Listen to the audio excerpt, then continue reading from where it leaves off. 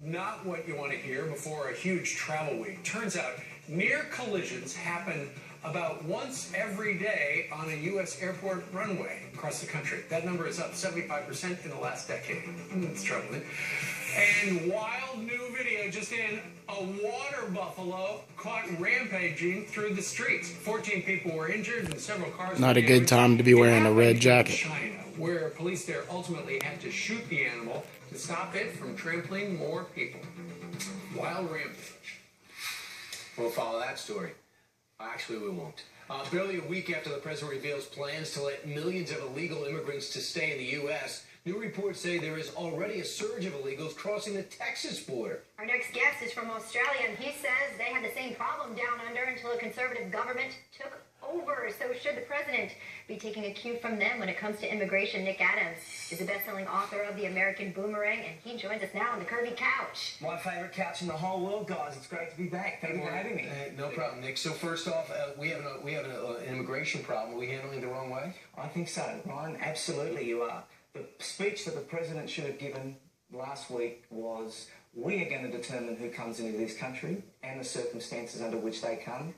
If you come to America illegally, you will never get to stay. You will never become an American. We will send you home. Right, and this is personal to you because you have applied for a green card to become an American citizen. Sure. And you're all hung up in red tape. That's exactly right, and as are millions of other people right around the world that want to become an American, that want to do it the right way. What's involved with that, cost and time? Well, incredible cost, incredible time. I mean, we're talking tens of thousands of dollars, we're talking lots of time, years that people wait, and yet if you go across the border, if you've been here 5 years, all of a sudden you're in. So it's very disappointing, very frustrating, not just for me, but most importantly, it weakens America. Why do you think, what is Australia doing about the very same situation? Although you don't have borders, you got water.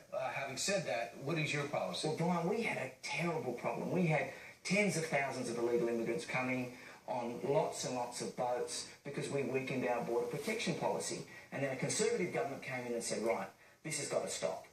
We are a generous and caring people, but we have laws and things need to happen the right way. So we got tough because we know that weakness is provocative and things like amnesty only lead to more and more illegal immigration. Yeah, the removals and returns, I mean, when you just look at the year, they've actually, it looks like near tripled. In 2013, they were 464. In 2014, 1,385 removals there. Elizabeth, it's liberal arithmetic straight from the Pelosi Institute, and it's the last thing that America needs. The Pelosi Institute? Well, I don't know if it exists, Steve, but it's terrible. Because in Australia, they said, okay, we're going to do something about this new conservative government. We're going to do something about the illegals.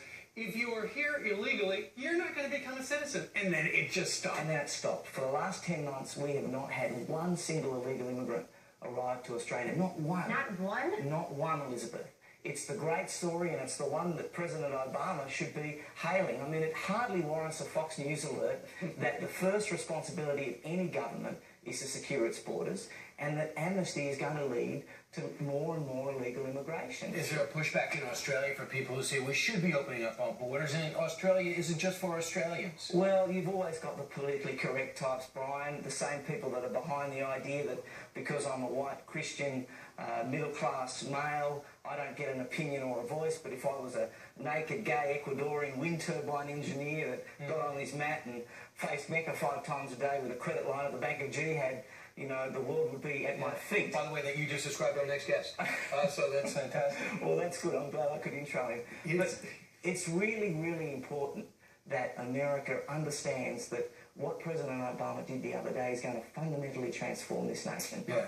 Well, The American Boomerang is the book. Nick Adams is the author and the man joining us today. Thank you. Thank you, Elizabeth.